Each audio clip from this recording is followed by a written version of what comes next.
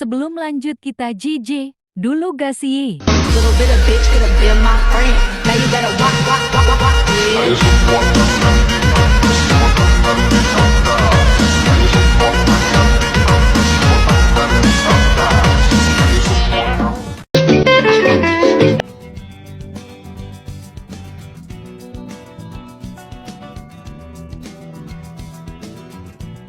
Yeah. OTW Bandung cek.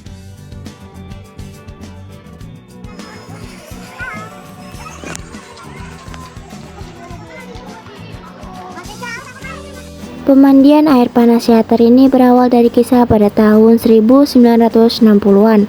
Awalnya terdapat seorang kakek sakti bernama Mbah Bos yang berusaha membuka hutan di kawasan tersebut.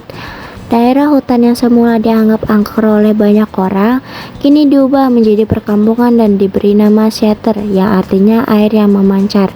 Dari sinilah asal-usul nama Seater. Tahun 1968, pemerintah Subang melihat potensi air panas di tempat ini, sehingga lokasi ini kemudian dikembangkan oleh pihak pemerintah Subang sebagai lokasi wisata dengan menggandeng Dispenda. Pemandian air panas Seater merupakan pemandian air panas yang sudah banyak menyedot para wisatawan, baik di dalam negeri maupun luar negeri. Air panas yang dihasilkan di pemandian ini juga berasal dari kawah aktif Gunung Tangkuban Perahu. Air di tempat wisata ini memiliki kandungan kalsium, magnesium, klorid, sulfat, termo, mineral, hipoterma, kadar aluminium, dan keasaman yang tinggi.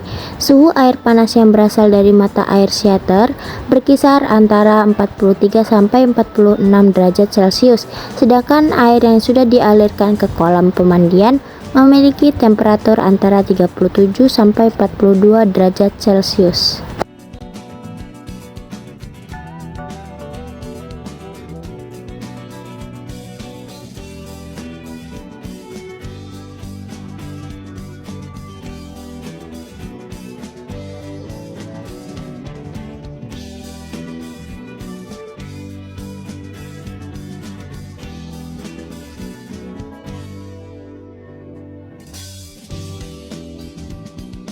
Tangkuban Perahu terbentuk sekitar 90 tahun yang lalu di kaldera Sunda dengan ketinggian 2084 mdpl. Gunung Tangkuban Perahu lahir setelah terbentuknya sesar Lembang yang merupakan sebuah patahan geser aktif yang terletak di Kecamatan Lembang dan mengalami pertemuan dengan sesar Cimandiri di Padalarang. Gunung Tangkuban Perahu ini termasuk gunung api aktif yang statusnya diawasi oleh Direktorat Vulkanologi Indonesia atau Badan BMKG. Beberapa kawahnya masih menunjukkan tanda-tanda keaktifan gunung ini. Di antaranya, tanda keaktifan gunung berapi ini adalah munculnya gas belerang dan sumber air panas di kaki gunungnya, di antaranya kawasan Seater Subang. Untuk air panasnya di Sari Ater, berdasarkan data yang didapat, letusan pertama Gunung Tangkuban Perahu terjadi pada tahun 1828, yaitu erupsi abu dan batu. Bentuk gunung ini adalah stratovulkano dengan pusat erupsi yang berpindah dari timur ke barat. Jenis batuan yang dikeluarkan dari letusan kebanyakan lava, dan sulfur mineral yang dikeluarkan adalah sulfur belerang. Belerang yang dikeluarkan saat gunung tidak aktif adalah uap belerang kawahnya di Tangkuban Perahu. Legenda rakyat setempat asal-usul Tangkuban Perahu dikaitkan dengan legenda Sangkuriang, yang dikisahkan jatuh cinta kepada ibunya Sangkuriang, Dayang Sumbing. Untuk menggagalkan niat anaknya yang menikahi ibunya, Dayang Sumbing mengajukan syarat supaya Sangkuriang membuat sebuah telaga dan sebuah perahu dalam semalam. Ketika usahanya gagal, Sangkuriang marah dan menendang perahu itu sehingga mendarat dalam keadaan terbalik. Inilah yang kemudian membentuk Gunung Tangkuban Perahu. Tangkuban Perahu memiliki 3 kawah, yaitu Kawah Ratu merupakan sebuah kawah yang terkenal menjadi salah satu kawah paling besar yang ada di Tangkuban Perahu. Dari tempat ini Anda akan disuguhkan pemandangan alam gunung yang sangat memanjakan mata.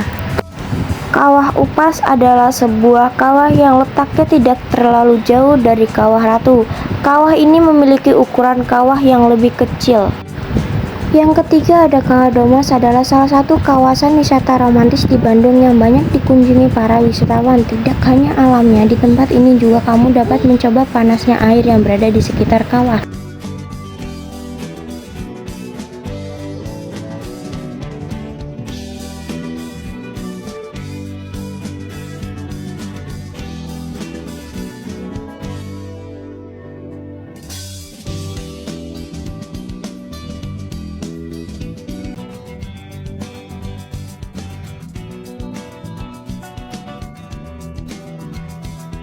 Minimania merupakan sebuah taman miniatur dunia yang di dalamnya berisikan miniatur landmark terkenal dari berbagai negara di dunia seperti Menara Eiffel, Moai, Menara Tokyo, Menara Kembar, Tembok Besar, Cina, Stonehenge, Patung Liberty, Candi Borobudur, dan masih banyak lagi.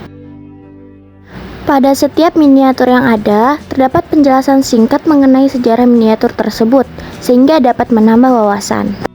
Minimania didirikan baru-baru ini yakni pada bulan April 2023 dan berada di bawah naungan Cimory Group. Salah satu keunikan Minimania adalah kita dapat menemui teman-teman yang memiliki ukuran tubuh mini. Teman-teman mini ini merupakan maskot dari Minimania yang disebut dengan nama Minius. Mereka sangat ramah sekali sehingga kamu bisa berfoto bersama mereka ataupun meminta tolong untuk difotokan. Yang mau ke sana, ini alamatnya sama harganya, guys.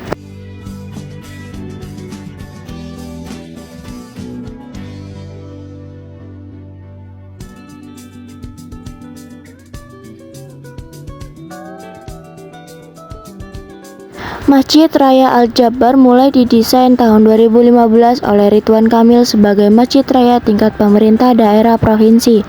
Bangunan utama dirancang dengan luas lantai 99 x 99 2 meter persegi sesuai angka Asmaul Husna.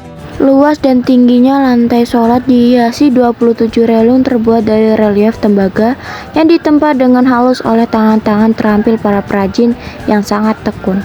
Relief berupa motif batik ini mewakili tiap kota dan kabupaten yang sekaligus mengekspresikan kekayaan seni masyarakat Jawa Barat.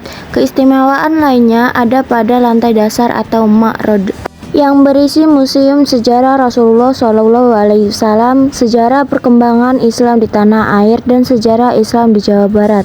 Selain bangunan masjid dan danau, di lahan seluas 26 ha ini juga terdapat taman-taman tematik tentang kenabian yang menarik untuk dikunjungi oleh berbagai kalangan.